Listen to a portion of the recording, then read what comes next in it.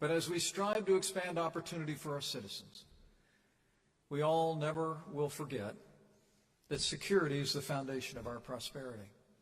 And under President Donald Trump, the United States has remained committed to work with our allies and partners to ensure the safety and security of our people across our hemisphere.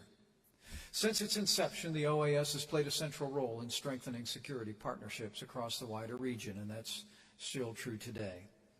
At this very hour, there are many dangers spread across our region. Our citizens see them in one form or another every single day.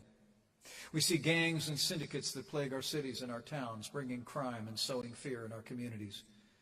We see the illegal drugs that poison our children, tear apart our families, and cut short too many lives of promise. And at our borders, we see the threat of hardened criminals, human traffickers, drug traffickers, and even radical terrorists. The United States, with the strong partnership of many of your nations, refuses entry to 7 known or suspected terrorists every single day. Think about that. We disrupt the attempted transit of 50 known or suspected terrorists attempting to enter our country every week. That's more than 2,500 every year. Now, more than ever, for all these reasons, our security cooperation is vital to the security of our hemisphere. And President Trump has no higher priority than the safety and security of the American people. Under his leadership, we've brought new resources, tools, and the right people to every level of American security. And that's why it's crucial, as I gather before you today, to note that it's crucial that the United States Senate confirm President Trump's nominee to be director of the Central Intelligence Agency, Gina Haspel. Gina Haspel, who I've come to know personally, is a leader of unparalleled experience in the Central Intelligence Agency. She's dedicated her life to protecting our nation. And when confirmed, Gina Haspel will be the first director to have spent her entire career serving in the CIA. And she'd be the first woman to fill that critical position. She has the confidence of the President and our entire team. And as the President said earlier today, she's not only a highly respected nominee, but she is among the most qualified that will ever serve in that role. Sadly, some are still playing politics with her nomination, even though her bipartisan support has been overwhelming. As I speak to you today, Gina Haspel enjoys the support of former CIA directors from past administrations representing both political parties, including Leon Panetta, John Brennan, and Michael Hayden.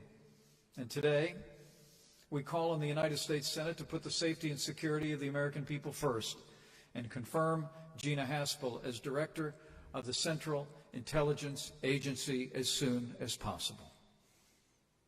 In addition to our strong leadership and strong collaboration with other nations, I'm pleased to report the United States has also been taking action to advance our security and to support security across this region.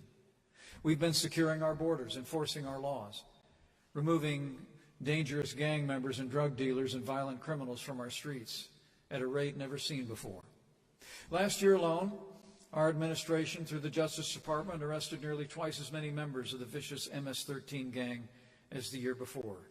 And as we speak, our law enforcement at every level are working to stamp out that menace once and for all. We've also taken significant steps to strengthen our partnerships with nations like yours all across the wider region. Our efforts include the Caribbean Basin Security Initiative, working to stop the flow of drugs, expanded security collaboration with Mexico, and security partnerships with a wide array of Central American countries to fight organized crime. We'll also continue to deepen our security relationships across South America, especially to stop the cultivation and commerce of illegal drugs. But of all the security threats facing our region, one is more insidious than all the rest. That's ultimately the cancer of corruption. The nations represented here know all too well. Corruption emboldens vicious criminals, endangers public safety. Corruption corrodes the foundations of democracy. It undermines trust in government. And as corruption grows, freedom and prosperity wither. Last month, in an act of undivided consensus not seen in more than a decade, every nation at the Summit of the Americas endorsed the Lima Commitment on democratic governance against corruption. We believe this was an important statement and sent a powerful message that the free nations of the Western Hemisphere are united in our commitment to cut out corruption from our midst. And I can assure you the United States will continue to work with our allies and partners to advance this critical cause. And so too will we work in new and renewed ways to promote democracy across the hemisphere. For the greatest corruption of all is when the people lose their voice, their vote, and their God-given freedom, and when representative government gives way to dictatorship and despotism. The Charter of the OAS declares that, and I quote, "Representative democracy is an indispensable condition for stability, peace, and development." And every day, the free nations of our hemisphere prove that truth in this statement anew. This year, citizens across the wider region will vote to choose their leaders and chart their future, from Colombia to Brazil to the United States and other nations. Yet even as we celebrate this exercise in freedom, the dark cloud of tyranny still hangs heavy over too many of our neighbors in this hemisphere. In Cuba, the longest surviving dictatorship in the Western Hemisphere still clings to power. For nearly 60 years, the Castro family systematically sapped the wealth of a great nation and of the Cuban people. While the Castro name is now fading, the oppression and police state they imposed is as powerful as ever. Today, the United States once again stands with the Cuban people in their stand for freedom. No longer will our dollars fund Cuba's military, security, and intelligence services, the core of that regime. And in this administration, we will stand and we will always say, "Que viva Cuba Libre."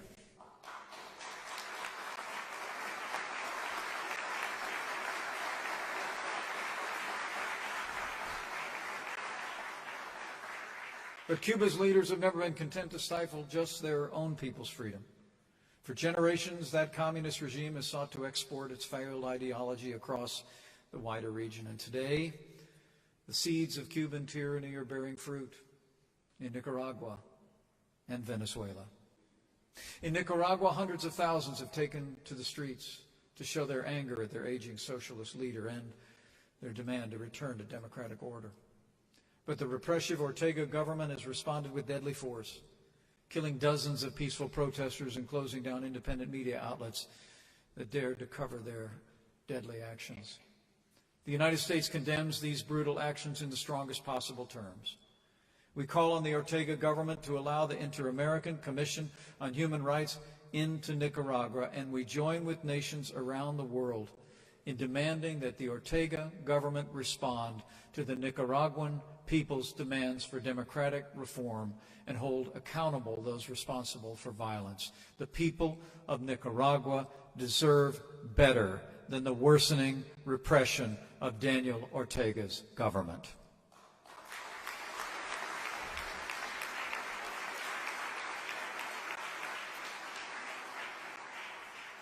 Yet more than any other nation in our hemisphere, in Venezuela, the tragedy of tyranny is on full display. And the blame can be laid squarely at the feet of one man, Nicolas Maduro. Maduro promised his people he would restore prosperity, but delivered only deeper poverty. He promised them safety and security, but Venezuela is now riven with chaos and rampant crime. Maduro promised the people of Venezuela renewed greatness, but he has only brought that nation suffering.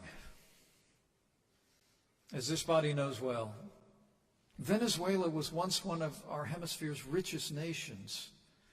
It is now astoundingly one of the poorest. At this very moment, nearly 9 out of 10 Venezuelans live in crushing poverty. Opportunity has evaporated, with an economy that's already shrunk by half, and it's still growing smaller with every passing day. Venezuela's grocery stores are all but empty, with food and daily necessities nearly impossible to find. Hospitals lack the most basic medical supplies. In the last year alone, the infant mortality rate in Venezuela jumped 30%, and maternal mortality rates skyrocketed by 66%. And every day, Some 5,000 Venezuelans flee from their homeland. It's the largest cross-border mass exodus in the history of the Western Hemisphere. I've actually had the opportunity to meet some of the families impacted by this exodus and swept up in it.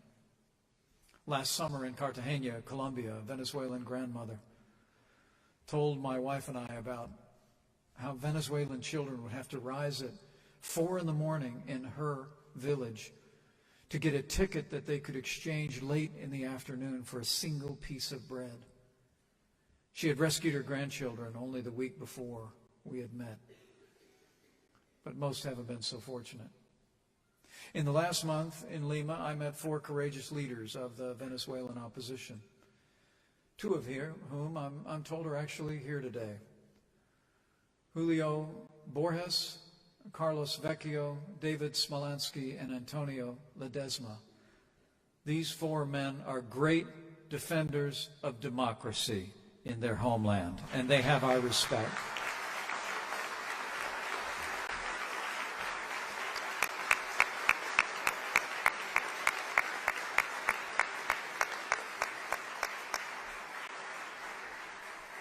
Having taken a stand for freedom in their homeland, they were forced to flee the regime's wrath.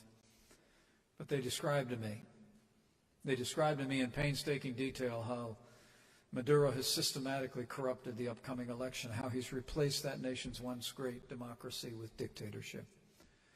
The truth is, the Venezuelan people would choose a better path if they could, but under Nicolas Maduro, they will never have that chance. The so-called elections in Venezuela, scheduled for May the 20th, will be nothing more than a fraud and a sham. The Maduro regime has already stacked the Venezuelan courts and electoral council with its cronies. It's banned major parties. It's barred opposition leaders from standing for office. It's stifled a free press and jailed its political enemies, including more than 12,000 politically motivated detentions. On Election Day itself, the Maduro regime has already given every indication that it will resort to its standard authoritarian playbook: manipulate voting data, change polling places at the last minute, and engage in widespread intimidation and even violence. In short, there will be no real election in Venezuela on May 20th, and the world knows it. It will be a fake election with a fake outcome. Maduro and his acolytes have already ensured that their reign of corruption, crime, narco-trafficking, and terror will continue. And that's why today we call on Maduro and his regime: suspend this sham election, hold real elections, give the people of Venezuela real choices, because the Venezuelan people deserve to live in democracy once again.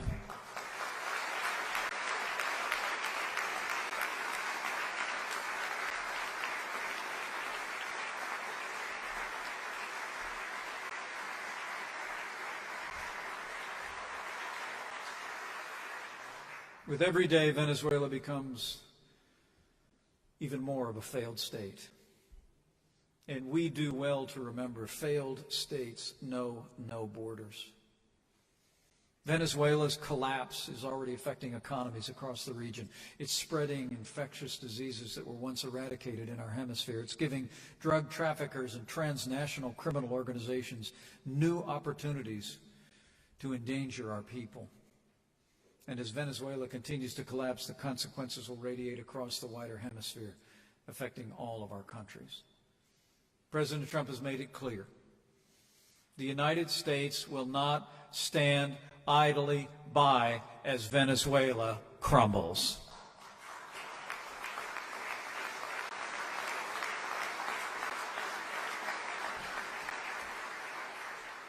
We've already imposed strict financial sanctions on more than 50 current and former senior Venezuelan officials. We cut off the so-called petro from the United States financial system. And today, I am pleased to announce the United States is designating 3 Venezuelans with direct ties to the Maduro regime as narcotics kingpins. We have frozen their assets blocked their access to our nation so they can no longer poison our people with their deadly drugs.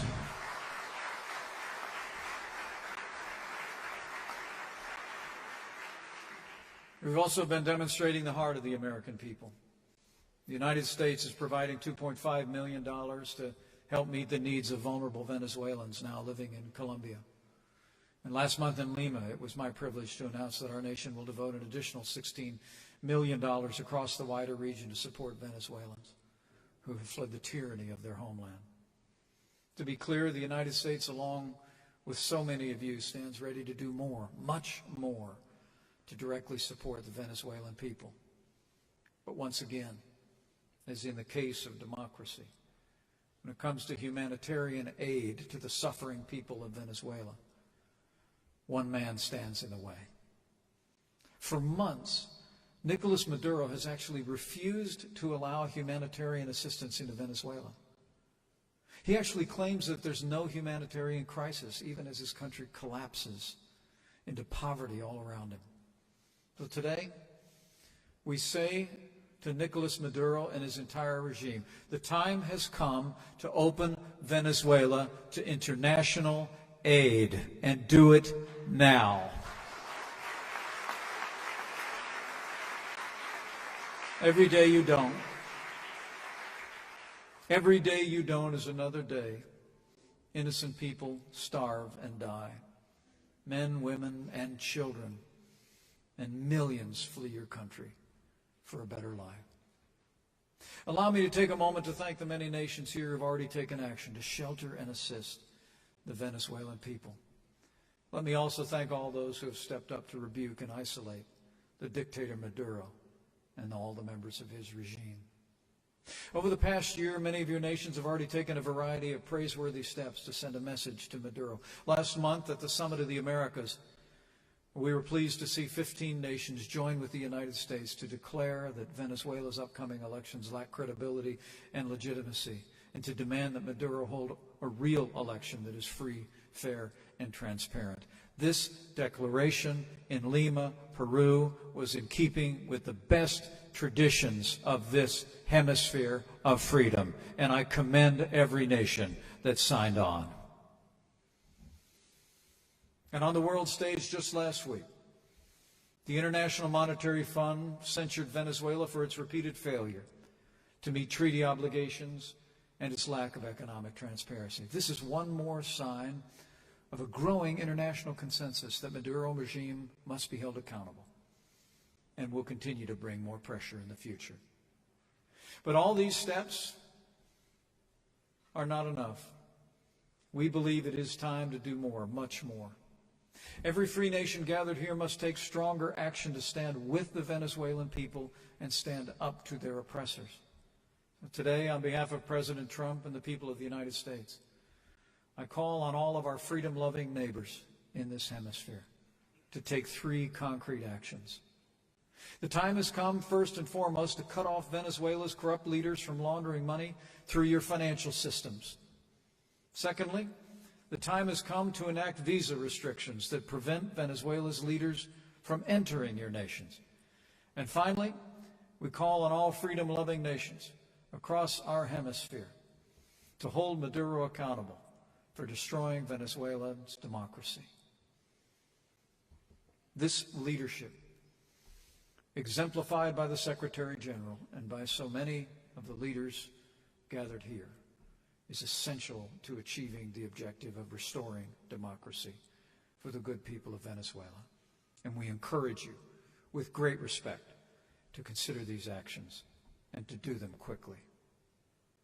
We've all signed the Inter-American Democratic Charter, which declares, and I quote, "The peoples of the Americas have a right to democracy, and their governments have an obligation to promote and defend democracy."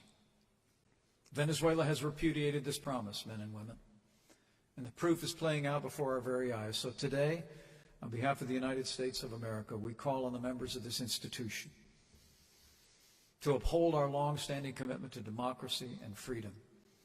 We call on members of the OAS to suspend Venezuela from the Organization of American States. This is an institution dedicated to democracy. We must do this because, as President Trump has said, a stable and peaceful Venezuela is in the best interest of our entire hemisphere. But most importantly, we must do this just because it's right. The people of Venezuela deserve democracy. They deserve this institution, all of their neighbors, to live up to our word, a word we gave one another some 70 years ago. The people of Venezuela deserve to regain their libertad.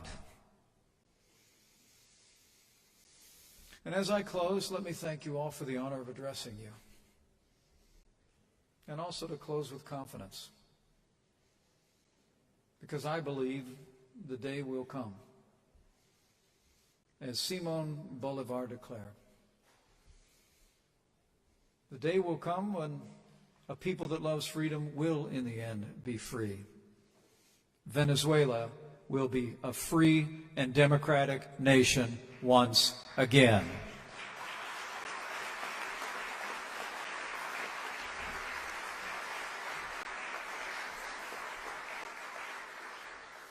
Men and women of the OAS, all the nations gathered here,